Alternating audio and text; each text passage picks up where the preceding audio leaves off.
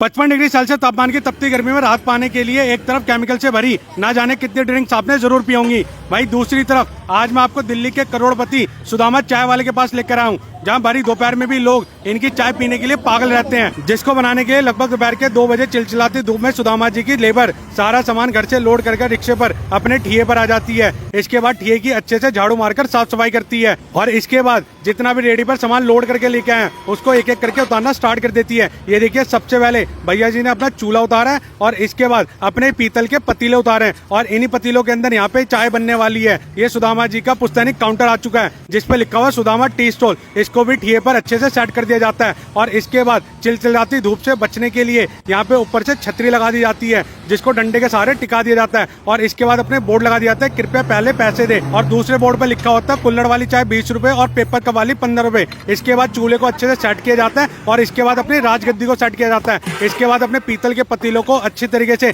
साफ पानी से धोया जाता है क्योंकि भैया इसी के अंदर चाय बनने वाली है। अच्छे तरीके से साफ सफाई करने के बाद इसको चूल्हे के ऊपर चढ़ा दिया जाता है। ये देखिए, अब अपना यहाँ पे ठिया पूरा सेट हो चुका है। इसके बाद एक ऑटो आता है जिसके अंदर से अपने दूध के कंटेनर उतारे जाते हैं और एक कंटेनर के अंदर लगभग 20 लीटर दूध होता है और सारे के सारे दूध को इन पतीलों के अंदर पलटा जाता है और एक बारी में लगभग पूरा 20 लीटर का केन यहाँ पे पलट दिया जाता है। इसके बाद धूप बत्ती की जाती है और भगवान को याद किया जाता है कि भगवान ऐसे हमारा करोड़पति बनने का सिलसिला चलता रहे और ऐसे ही हम रोजाना लाखों रुपए कमाते रहे। इसके बाद चाय बनाने की तैयारी की जाती है जिसके अंदर सबसे पहले चाय पत्ती डाली जाती है और ये भी उत्तम कंपनी की चाय पत्ती डाली जाती है और इसके बाद यहाँ पर छोटी हरी इलायची ली जाती है जिसको ओखली के अंदर डाला जाता है और अच्छी तरीके से कूटा जाता है और सारी इलायची को कूटने के बाद इसको भी चाय के पतीले के अंदर डाल दिया जाता है और इसके बाद इनका चाय का सीक्रेट मसाला होता है, इसको भी इसके अंदर डाल दिया जाता है। फिर चाय को यहाँ पर थोड़ी देर तक चलाया जाता है। फिर बारी आती है यहाँ पे अपनी अगली सामग्री की जिसके लिए तेज पत्ता डाला जाता है क्योंकि भैया तेज पत्ते की वजह से इनकी चाय का स्वाद और बढ़ जाता है। और इसके बाद इसमें कुटी हुई काली मिर्च डाली जाती है